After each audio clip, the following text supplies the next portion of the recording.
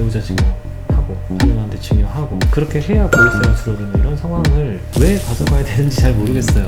물론 됩니다. 그리고 10년 이상 15년 이상 거주하시면 종부세 부담 거의 없죠. 네. 초고가 주택에 사셔도 70억 80억 네. 사셔도 별 문제 없죠. 네. 이제 정부가 정책적으로 가장 손을 먼저 댈 곳이라고 예상되는 게 이제 전월세 시장이라서 이제 임대차 계약 상한제. 인식권권 상한제 이 얘기 많이 나오는데요. 네. 어떻게 보세요? 부작용도 만만치 않을 거라는 예상도 많거든요. 노코멘트 하겠습니다. 이건 코멘트 하죠. 다 알거든요, 누구나. 네. 어떤 일이 벌어질지 예상도 좀 되잖아요. 네. 이런 거죠. 당장 내일 먹을 게 없어요. 끼니거리가 없어요. 근데 갑자기 정부에서 뭔가 가격 규제를 해요. 그럼 굶어 죽고 있겠어요, 사람들이. 먹어야 사는데. 그래서 이건 말을 못 하겠어요. 전세 가격은 지금 이제 어떻게 보세요? 계속 오르고 있죠, 문제가. 예. 계속 오르겠죠. 왜냐면 신축 입주가 없으니까. 결국은 살만한 주택이 많이 없다는 네. 그 과정을 시작을 하거든요.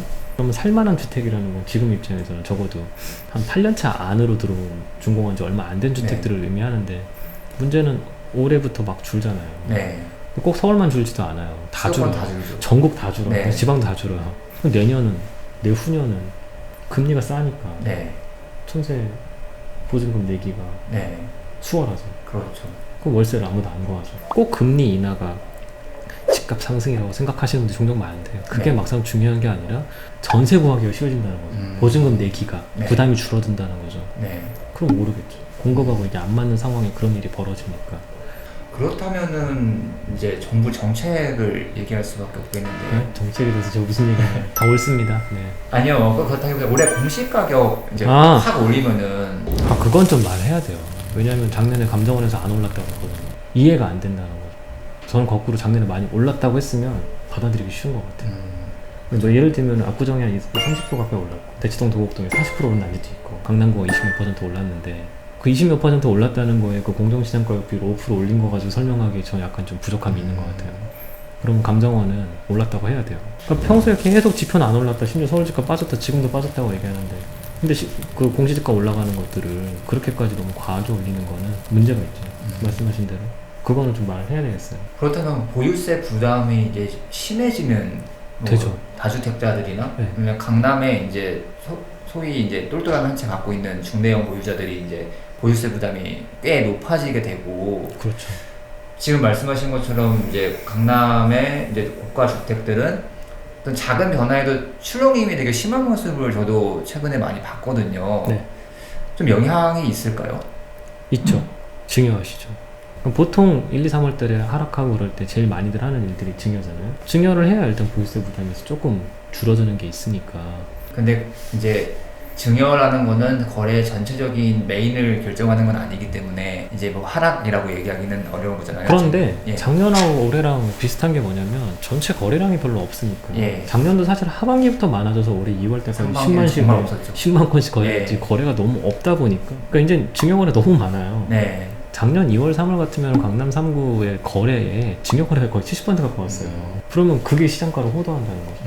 지금은 그렇게까지 많지는 않은데 아무튼 전 증여라고 하는 그런 일들이 벌어지게 만든 것도 결국은 보유세 부담이 너무 커지니까 네. 배우자 증여하고 자녀한테 증여하고 그렇게 해야 보유세가 줄어드는 이런 상황을 왜 가져가야 되는지 잘 모르겠어요. 물론 나이를 빨리 먹으면 됩니다. 60세 이상, 70세 이상 되셔가지고 10년 이상, 15년 이상 거주하시면 종부세 부담 거의 없죠. 네. 초고가 주택에 사셔도 70억, 80억을 네. 사셔도 별 문제 없죠. 네. 우리나라 청약제도가 나이를 빨리 먹어야 되고 애를 빨리 많이 낳고 그렇죠. 부양가족을 많이 만드셔야 밀려야죠. 되는 것처럼 네. 보유세 부분도 빨리 나이 먹어야 돼요.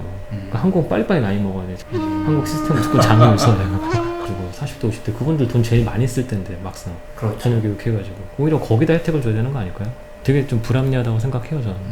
그렇다면 이제 지금 시장이 지역별로 이제 아파트 유형별로 다 달라가지고 어떤 뭐 무주택자냐, 이제 유주택자냐, 다주택자냐에 따라 가지고 좀 시장을 접근하는 전략도 다 달라야 될 것 같다고 물론. 생각하는데 뭐 이거 맨날 이제 똑같아가지고 네. 무주택자는 무주택자는 청약하세요 좀. 청약이요? 왜 반값이니까. 그렇다면 근데 청약 30대 무주택자들은 청약 가점이 안 되잖아요. 안 되죠. 그럼 어떻게 해야 돼요? 애를 낳아야죠.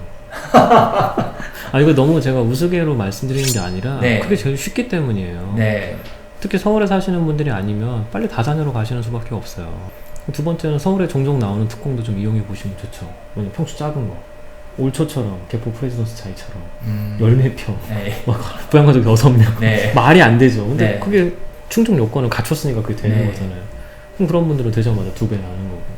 그러니까 청약이라는 제도가 너무 파워풀하니까 이걸 또 놓치기에는 아쉽죠. 그러니까 그건 연구를 잘 해보시면 되는 것 같고, 아유 뭐 주거대가는 안 되겠다 이런 분들은 결국은 지금 있는 시장 내에서 구축 주택에서 어떻게든 답을 좀 내보시는 걸 찾는 거죠. 그런 것들이 있는 것 같고요. 1주택자분들은 뭐 1주택자분들이 제일 어려워요. 네. 비과세. 네. 거기서만 돌아다니시려면 답도 안 나오고, 네. 지금처럼 15억 이상 대출은 안 나오는데 네. 이사는 가야 되는데 네. 돈은 없고 네. 대출은 안 나오고 그럼 못 가잖아요. 1주택자들이 진짜 고민이 많죠. 어떻게 해야 될지는. 그런 분들은 저를 찾아오시는 거고, 네. 다주택자분들은 아까 잠깐 저희 얘기 나왔던 것처럼 그런 거 근데 맨날 생각하시는 분들이세요. 이미 아까 1주택자분들이 세금에 제일 예민해요. 네. 어떻게든 세금을 안 내보려고 하시지만 네. 다주택자분들은 좀 덜 내볼까요? 네. 그 생각의 차이는 엄청나게 큽니다. 안 낸다와 덜 네. 낸다의 차이는 네. 사람의 사고 체계가 다르거든요. 네. 안 내려는 사람들은 부정적이에요. 무조건 안 내보는 방향으로만 가잖아요. 네. 덜 내려는 분들은 어떻게든 벌어서 덜 내는 생각을 합니다. 저는 그 생각 차이는 어떻게든 갭이 메꿔지지 않는다 생각해요. 좀 더 긍정적으로 생각해 보실 필요가 있죠. 네. 어쨌든 지금까지 거의 40분 딱 하셨네요. 어쨌든 지금까지 시간 내주셔서 아유, 감사합니다. 감사합니다. 네.